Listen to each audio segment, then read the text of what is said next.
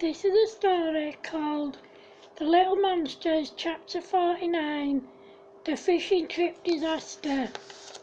It's a Friday and the kids can't wait for the next day as they have arranged to go on a fishing trip with their parents for the weekend. They're all very excited about it and they can't wait to go. The next day they got all of their stuff together and they all make their way to their destination. When they get there, they make their way to the bed and breakfast they're staying in overnight. Then they go to a cafe and have some lunch. After lunch, they all go fishing, and after about an hour, the kids ask their parents if they can go further downstream, and they say yeah. When the kids get further downstream, they do a bit of fishing, and then they spotted a huge play park, and they went and played for a bit. However, when they decide to go back to their parents, they take a wrong turn as they leave the park. They walk in the direction to where they think their parents are.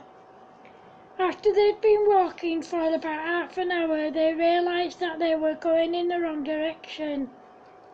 They decided that they would go back the way they'd come, but again they took a wrong turn. They still kept walking in the direction to where they thought their parents were.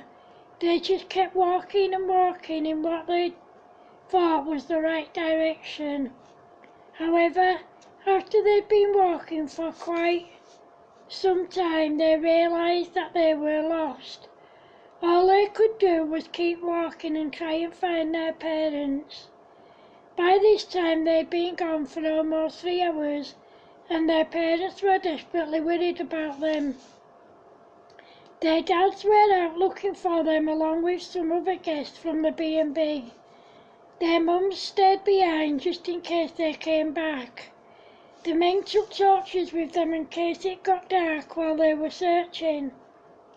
After they'd been searching for the kids for about an hour, someone saw a bunch of kids around the same age as the gang, and they thought it was them, but it wasn't. They kept searching, but there was no sign of the kids anywhere. The kids were frightened, but they knew that they had to keep walking until they found their parents. They walked and walked, but they couldn't find their parents, the stream they were fishing in, when they left them, or the bed and breakfast that they were staying in. They didn't even know the name of the bed and breakfast that they were staying in. By this time they were getting more and more scared, but they kept going because they knew that they had no choice. The men were still looking for them and so were the police, but there was no sign of them. Everyone said that they would keep searching until the kids were found. As for the kids, they were determined to keep going until they found their way back, even though it was now dark and they were scared. They sang silly songs and told each other jokes to try and stop themselves being scared. It started to rain heavily, but the kids still kept walking, and the search party still kept searching for them. After the kids had been walking for hours, they were exhausted, but they still kept going. Eventually they found a shed that was empty and they sneaked in and slept. The next morning they woke up pretty early and set off walking again. They walked and walked, but they still couldn't find their way back to their parents. The search party were still searching for them, but they couldn't find them. The kids walked and walked all day. That second night, again they sneaked into someone's shed and slept. Again, when they woke up the next morning, they left before anyone saw them and before it got light.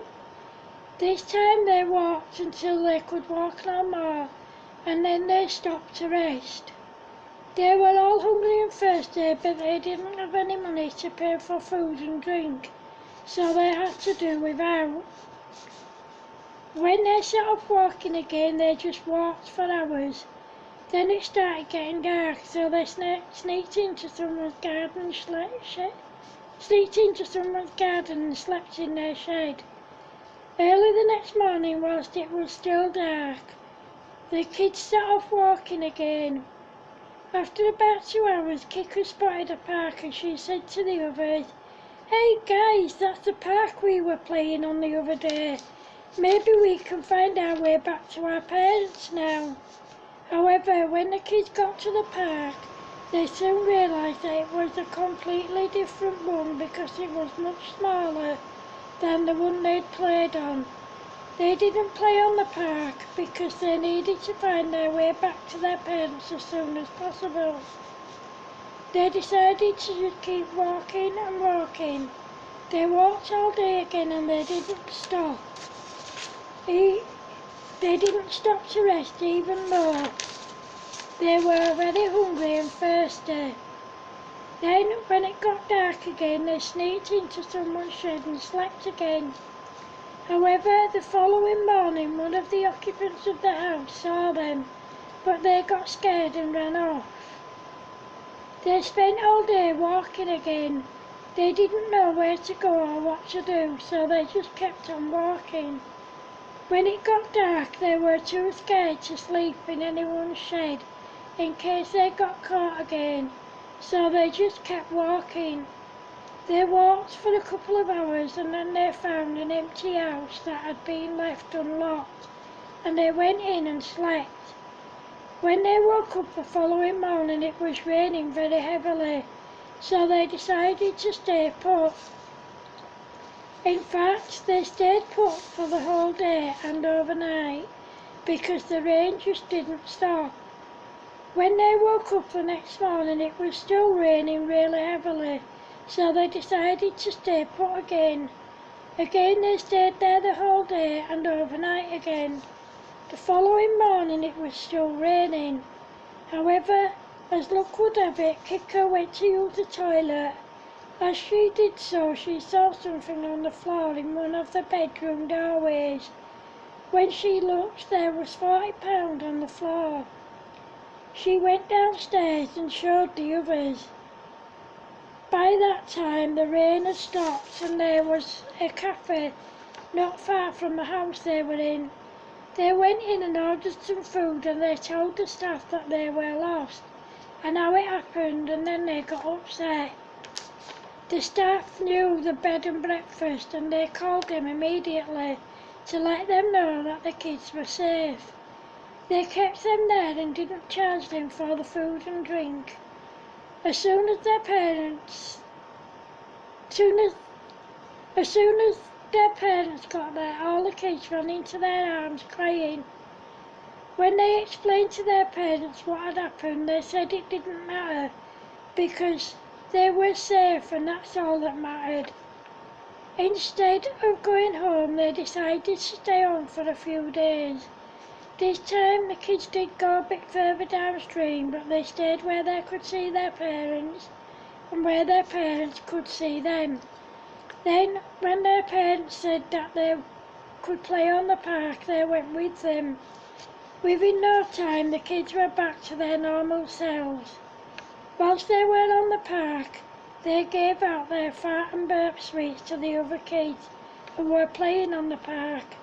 As you can imagine, this caused them to constantly fart and burp, much to everyone's amusement. The end. Thanks for watching, guys.